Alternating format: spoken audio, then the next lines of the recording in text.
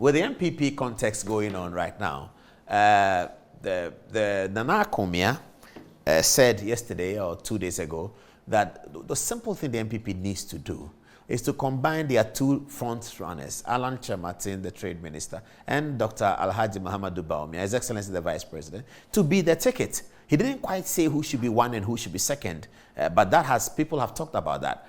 And now Kojo Mpianim comes to respond and says that, but why are you going to add BAWUMIA to Alan's ticket? That's the way he put it. Other people will say that, why are you adding Alan to BAWUMIA's ticket? So this is Dr. BAWUMIA, the Vice President. This is Alan Kyerematen, the two of them racing. BAWUMIA Agyapong is the next person, and usually political party contest is between two people, really. So I'm not sure about 1979, but in 1992, it was Professor Dubois and I believe Janice Selby, I think it was.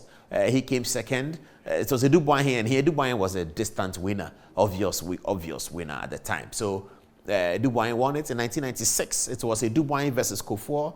It was a very street fight between the two of them. There were other candidates, but not much happened. And that one too, Kufuor won it. In 1998, it was a straight fight between J. Kufuor and Nana Akufo-Addo.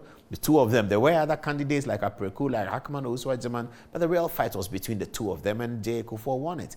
Then it didn't occur again until 2007. It was a straight fight between Nana Akufo-Addo and Alan Kyerematen. That's the one that went into a second round, potential second round of voting, but Alan Kyerematen said it's not important for the second round to occur. The delegates has decided they wanted Nana Akufo-Addo. He was going to throw his weight behind. That was very significant. And so the second round voting did not occur, and Nana Akufo-Addo led it. Then comes the rest. Nana Akufo-Addo has since then won all the presidential aspirant elections, and all of it, Alan Kyerematen has been second. So since the 2007 one, all the other contests, Akufo-Addo has won it by an increasing margin, I should say. And Alan Kyerematen has been second in all of it until Akufo-Addo was elected president in 2016. And then there's been no NPP presidential contest since then, since 2014. Now, the next one is next year, 2023, I believe, end of the year.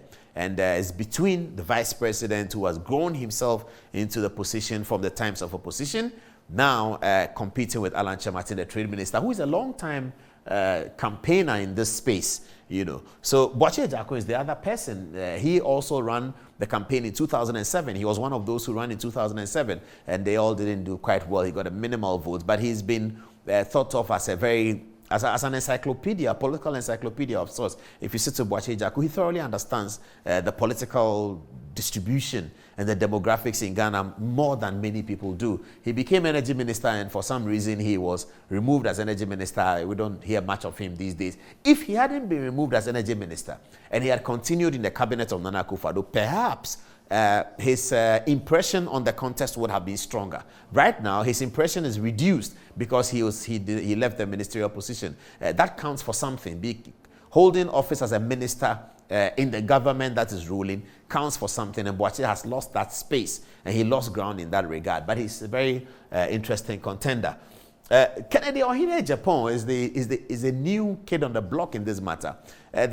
We don't know whether he's going to run or he's not going to run, but it looks like there's a big push for him to run. I don't know whether those who are pushing him to run want him to actually lead and be president of Ghana, something I'm sure that he doesn't want to do because he doesn't even want to be a minister. He said that so many times, that he doesn't want to be a minister. He has his lifestyle. He wants to continue his lifestyle. He doesn't want to be a minister. He wants to be a philanthropist. He wants to be a big talker of truth in terms of political truth.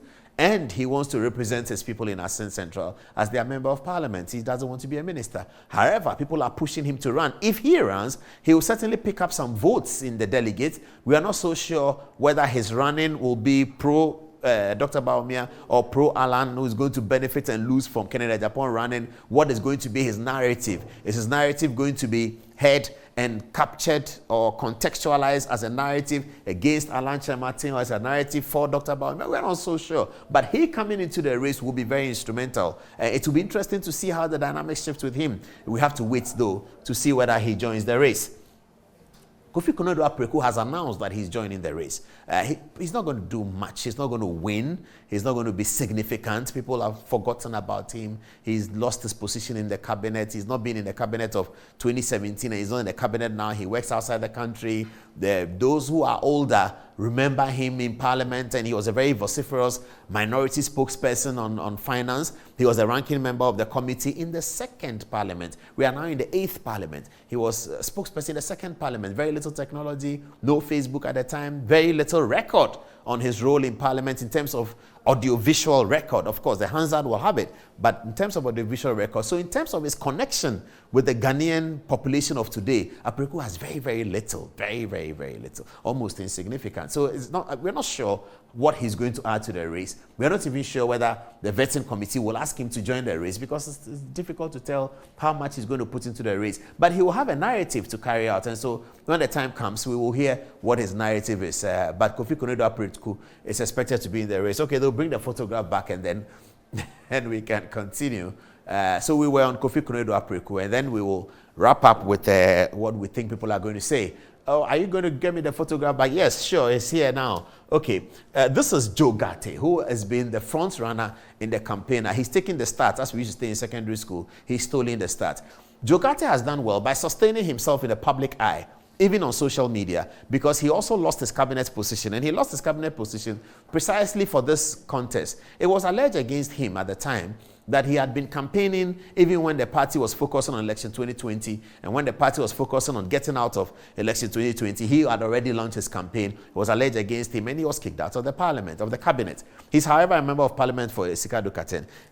It doesn't help Joe Ghartey that much that on the night of election, the parliamentary conversation about Sikado Katen was getting tense, because that is supposed to be a safe seat for the New Patriotic Party. Very, very safe. The surrounding seat is safe. So that's on the night of election, there was conversation whether the NPP had actually won a Sikado Katen was a problem for Joe Ghartey, his popularity and the way in which he has managed the constituency. But he's still a very popular guy, both in secondary areas and in Accra. He's a hands-on guy. He's a young at heart kind of guy. Joe Ghartey has thrown himself into the race. And at the beginning, I think people were looking for a dark horse, because you have two important people pitching. You're looking for a dark horse who can come from behind and probably win the race. That has never happened in the NPP tradition, I have to say. The NPP tradition has always brought out one of the two as the winner of the contest. The NPP tradition has never brought out a dark horse or an outsider. No outsider has won the NPP contest, from Buzia to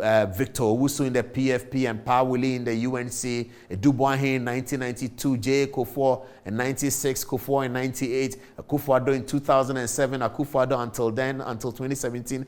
The NPP primaries has never brought out an outsider as the winner. I don't think that's going to change. So to that effect, Joe Ghartey may not be the winner, but he will have a narrative. He would have something to say. He's running the race as an idea, and we'll have to unravel that idea. And so it's an important campaign to watch. Kwabena Agyapong has been there before in 2007. Since his 60th birthday, we have heard that he's talking about bringing himself in again. I believe he's hoping to represent some interest. That's his youth, younger people, 60 and below, who are preaching a certain new kind of patriotism. And since the 2020 election, Kwabena Agyapong has been preaching that patriotism. He's been trying to bring back a narrative of returning the patriotic streak within the political dynamics, within the foot soldier dynamics, volunteerism, and doing politics for a public service. He's been talking about that. That's an interesting narrative. In this era of people coming out of school to become MPs and amassing wealth and all of that being part of the conversation that disturbs a lot of people, Kwabena Agyapong's narrative could gain traction, very easily gain traction. I don't know whether gaining traction there will send him into the presidency. I'm not so sure. But it's interesting to see what he brings up if indeed he joins the campaign and he's the last of it. So here now, let's come to Nana Akomea's conversation that have Alan and BAWUMIA do one ticket. And Kojo Mpianim says no. I think that's not going to happen. The NPP is not going to call off the contest and say, let's have an arrangement. It's not in their DNA. They're never going to do that. They're going to go to the contest, and after the contest has occurred, Alan and BAWUMIA will be first and second and first, however you put it. Then they can have that conversation. But it depends on how the narrative is carried, how they are respectful of each other during the campaign, how they wrought a serious campaign devoid of all the unnecessary things that you don't need in the campaign. All of that space is being watched. But Nana Akomea has thrown in something very important that people can think about post the event of the campaign. That's where the conversation ends at 6 minutes past 11 o'clock.